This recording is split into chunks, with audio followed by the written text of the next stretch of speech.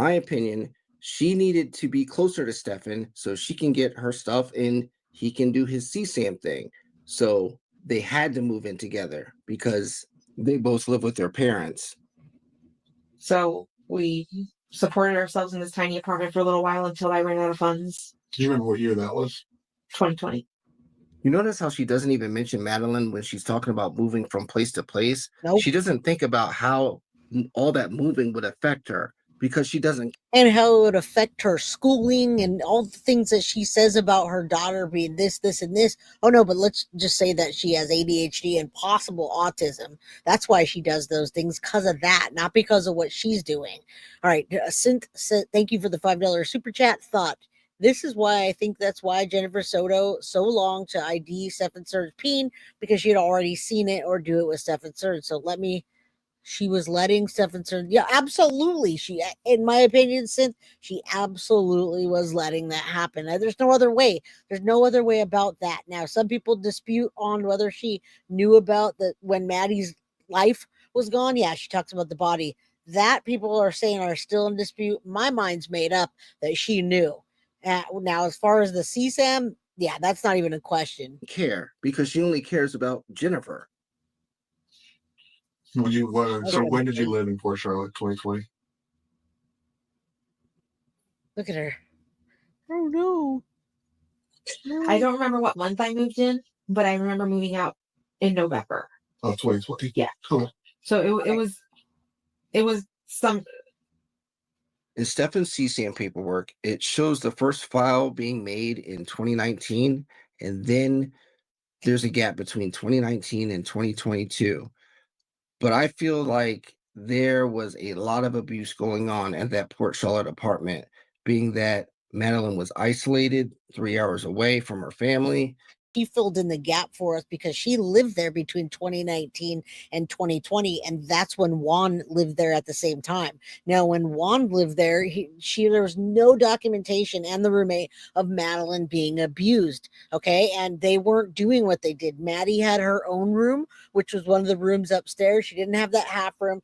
Jen was upstairs with Stefan, and Juan was downstairs, but the living room was still a living room, so they were forced to be in the living room, not just sitting in bed all the time doing weird stuff and being groomed, right? Juan was watching that. The moment that Juan moved out and that last roommate, the CSAM started and the documentation came. So let's talk about filling those blanks in. Thank you, Foxy Amazon, for the $2 super chat. Check your email, Fearless Leader. Thank you. I will. And at 9 years old, you probably don't have a cell phone.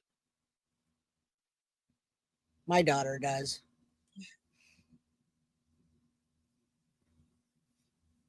You're evil, me. That's what I do. So you go, we need to later. 13. In 2017. So 2018. 6.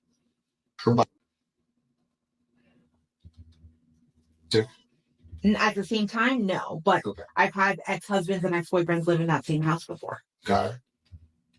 You moved to Port Charlotte sometime in 2020 for a few months. Yeah. And then you came back to the same house. After Port Charlotte, I went back to my mom's house for a little while. Where's that? In Hunters Creek, Florida. Got it. Even before Port Charlotte, actually, the few months before I was in Port Charlotte, I was living at my mom's house. With Stephanie. No, if you guys are confused about the paper towel, she at one point pretends to cry and there are no tears. So that's why Grish, that made this video, keeps on throwing paper towels at her and they're floating around. That's what that means. It's just funny. We're just kind of making fun of Jen. And she talks about it like nothing's wrong with what she did. Jen's talking like it's just her doing all this moving, but it's her and Madeline.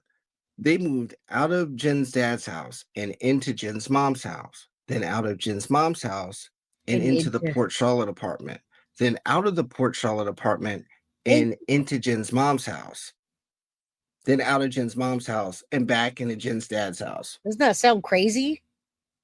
And Stefan followed her.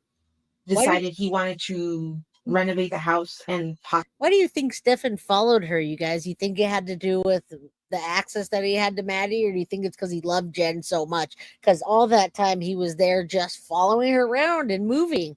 They definitely had a beneficial relationship financially, and then giving the access to Maddie. So sad. Justice for Maddie, that she gets complete and utter justice, which means that Jen Soto gets arrested. Possibly sell it. So he told us to get out. So March 2020, so around COVID time, like 2 weeks after COVID was announced, I moved in with my mom. Okay. And I lived with her for a little bit. And then the Port Charlotte apartment happened.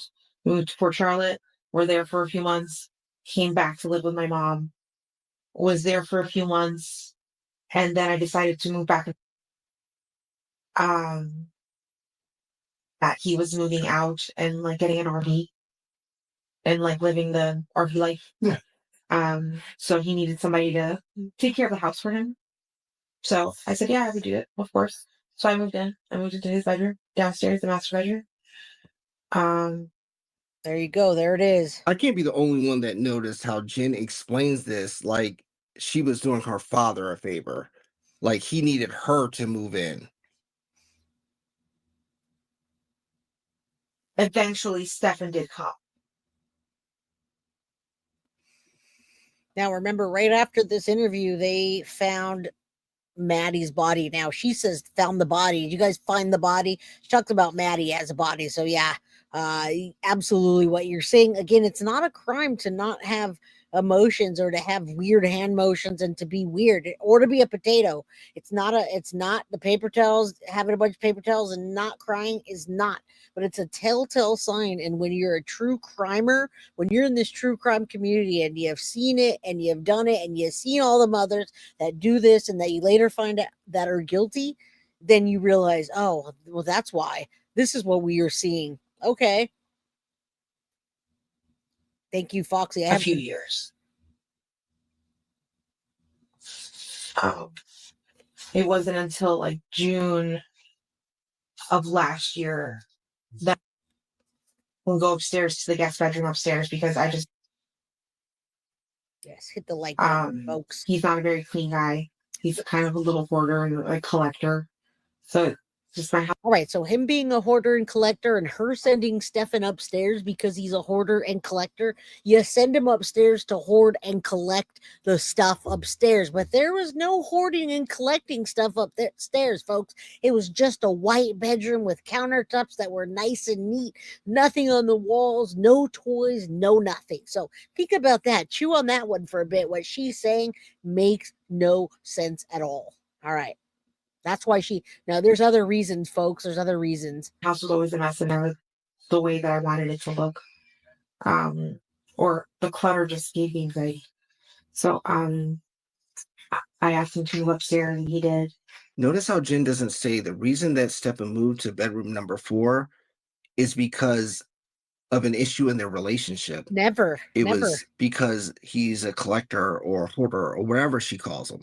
And he lived upstairs until March. I'm sorry, Nothing. Until December of last year.